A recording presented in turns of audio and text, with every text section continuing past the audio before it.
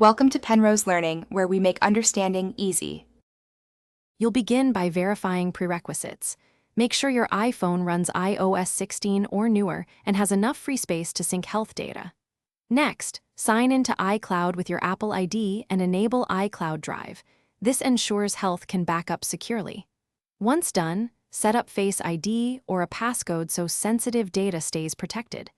Now open the Health app. It will guide you to enter basic info like birth date and sex. This personalizes metrics and improves accuracy. You'll configure which metrics to collect and where they come from. Tap Browse, pick categories like activity, sleep, or nutrition, and add relevant data types. This tells Health what to display. Next, pair devices, your Apple Watch, Bluetooth scale, or medical devices, or grant apps permission to share readings. Make sure to prioritize primary sources in data sources and access so the Health app uses the most reliable device. Finally, grant read and write permissions carefully.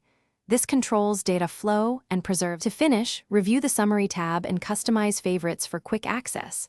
Add a medical ID and emergency contacts so first responders can see vital info. If you want to share progress, enable health sharing with a contact or export health data for a doctor. Make sure automatic iCloud backups are on. If syncing or metrics look wrong, check iCloud status, Bluetooth connections, and app permissions. Restart the phone or sign out and back into iCloud if necessary. That usually resolves stubborn sync issues. Thanks for watching. If this was helpful, leave a like and consider subscribing. See you next time.